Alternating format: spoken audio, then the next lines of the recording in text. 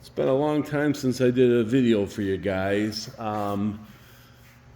Picked up another project here that's actually coming along quite well. It's a 71 Duster, and you can see here it's in the body shop at Mark's Garage. And we're kind of in the final process of the body work. All the sheet metal's been done. This car is pretty much, again, another nut and bolt Restomod. This one won't be a restoration, it's going to be a Restomod. I'll tell you what we're planning on doing with that soon. As you can see, we are going to paint it the high impact orange for 71. And you can see where we're at right now. We're doing the final finishing and just detailing the engine compartment and filling holes we don't need, and just you know, doing what we want to do, because it's not a restoration. We don't have to follow any rules or worry about factory look to it. So we're going to actually make it look the way we want to make it look. So walk you around on this, and you can see we changing this to a 5-speed. I'll tell you more about that later. It was born in automatic. And trying a new primer on this.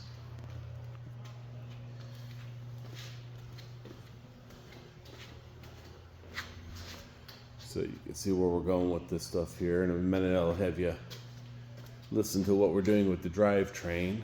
But I don't know how close we're to paint. You know, of course, you know, being the guy that wants to drive this thing, I want it done tomorrow, but I allow these guys to take their time and do the right job and do it the way they want to do it. And that's how you get the best results. You can see a little bit of the underneath. And John from Mark's Car will tell you a little bit about what we're doing for the drivetrain.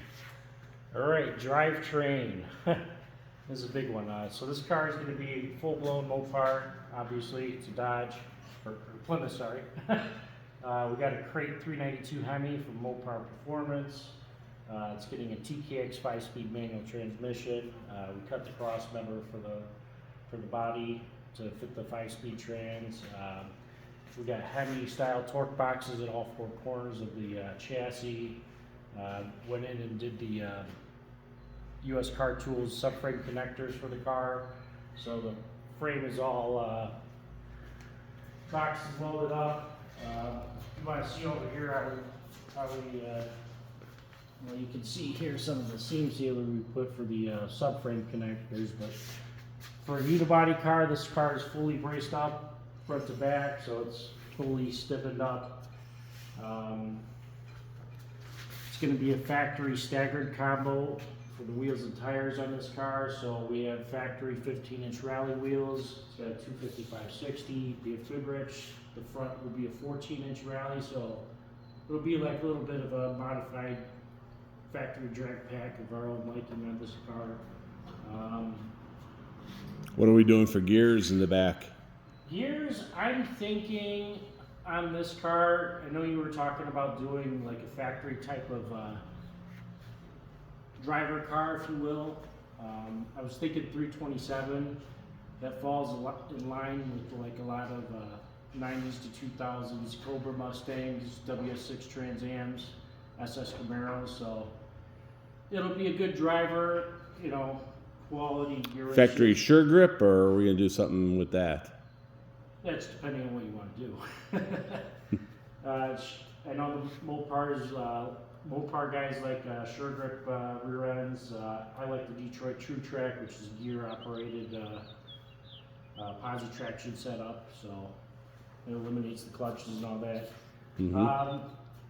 All 4 corners, Bilstein shocks, big drum brake upgrade on the rear, heavy duty leaf springs, double adjustable front spring eye mounts for the rear, so we can raise and lower the car on the stock leaf spring setup. So that'll be a good setup there. Here, I know we don't have everything on display right now, but getting into like the factory control arms, I got later 73 and newer A-body control arms, which introduces the bigger ball joint that you find on like B and E bodies. So from Bergman Autocraft, we have a half-inch taller upper ball joint, offset bushings, which will allow us to get more caster out of the stock arms and more camber gain under compression. Then we have other things like the lower control arms, originals boxed, Delrin bushings, all high quality stuff. Again, built-in shocks in the front, disc brakes, the engine's getting... Stabilizer bars. Oh yeah, we got front and rear sway bars on this thing. Yeah, this is going to be a real driver's car. Then going into the engine bay / interior, a lot of the stuff is kind of original to the vehicle, but not at the same time. So we're doing power brakes, air conditioning, factory frame. So that's just all be in place there. What did I say? Power brakes. Power steering. Power steering. Oh yeah, Borgeson steering. It's also from Bergman Autocraft, so it'll have a 12.5 to 1 fast ratio steering. So yeah, this car's gonna be rock and roll. Great. And interior, anything we're doing with the interior, I think we're gonna probably put in a factory looking sound system, but upgraded system, but it looked factory on the dash. Of course, yeah. We've had our experiences with all the aftermarket stuff, and I don't know, the more complex you get with it, sometimes it becomes real cheesy looking, so we've kind of gone back to the OEM type of Probably installs. speaker panels and the kick panels and just speakers in the regular back Yeah, we'll get the openings and we'll get the kick panel set up from I think Retro Sound, I want to say. So one of those companies makes the kick panels for this car, so we'll do little additions like that, but nothing. And we're not sure yet if we're going to stay with the analog, original looking instruments or whether we're going to go digital on it, but both are an option. Probably have something that'll give us a little bit of a computer readout as far as what we have with the modern engine. Of course. And then for sound, this car will be padded for sound. Yep, well, we run Dynamat, sound deadener in a lot of these cars. That's been really great for us. So Battery is going to be located in the trunk. That gives us a little bit more access for the air intake. yep, Air intake box and cleaner engine bay. And all that. distributes a little bit weight to the back. Yeah, that we're gonna actually set it right over the rear axle. We're not gonna do a rear one, so it'll be right where it needs to be. Yeah. What else? Hydraulic clutch. So we'll have all the factory style pedals in the car. How about the gas pedal? What are we going to do with the gas pedal? Gas pedal, that one's gonna be an electronic pedal from Mopar Performance. Okay, so we're not going to do the cable to cable on this No. one. This one will be electronic. No, this will be direct.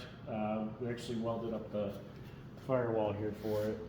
It was funny, right when I did this install, a company, US Car Tools, started making the bracket kit for the pedals, like immediately after we finished the job. But you guys engineered that and actually Yeah. came up with that on your own. Yeah, that's something we did on our own. Yeah, you know, there's obviously some modifications you made to the firewall, obviously some modifications you made to fit the 5-speed transmission in there. Obviously, you did some fabrication for stiffening the car with the Hemi plates and the frame plates. So, I mean, there's quite a bit of metal fabrication. Although it looks very stock, you've done quite a bit of metal fabrication on this car too. Oh yeah. And We tried to get the original 4-speed hump to work with the car, but we ended up just modifying the center section of it. We're going to still keep the 4-speed hump in it, and we'll get the 4-speed carpet for the car, but it will be, so it'll look like it was supposed to be there. yeah, so, yeah, it's really hard with the newer transmissions to get it to work with the old shift humps, because a lot of like the 5-speed, the 6-speed, they have center shifters, it's all internal to transmission, whereas a lot of the old 4-speeds, whether it's Mopar, Dodge, or Mopar GM Ford or whatever, they have the side-mounted shifters, so. So it doesn't sound like we have a lot to do. So it sounds like we're pretty confident we'll have this done for McCacken this year. Oh, that's that's tough. Hey, if we could get it done, we will try to get this in McCacken. But we'd have Yeah. to cut corners, and I'm not sure. We're not going to cut the corners. We have another car going to McCacken this year. Although you really never know. You know, the big thing is the body and the paintwork. You know, that's, if we finish that, we already have all the drivetrain and everything sorted out. Right, you've already basically mounted everything in here, made sure everything, it's already been test fitted. Oh yeah. So it's been assembled and then disassembled. And you can see we have things, you know, the hood here.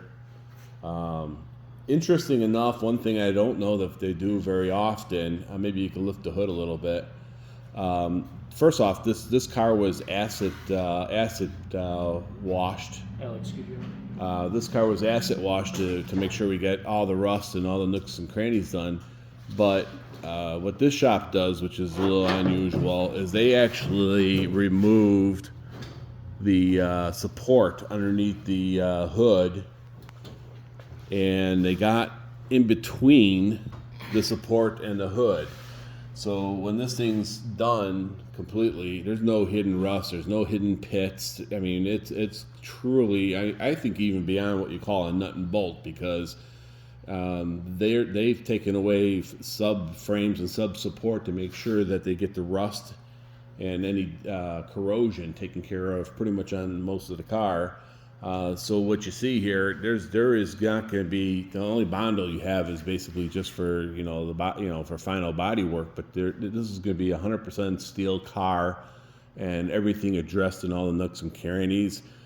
It was acid dipped, so, you know, if anything was on here, it showed up. So we addressed everything. So this is going to be a really nice, solid car, true metal, when it's all finished. So keep watching. We'll do some updates for you as we move on it. But actually, I think, you know, things will probably start moving pretty fast on this, because, like I said, it was already assembled once. So once it's done with paint, it's really the fun part, assembling it all back.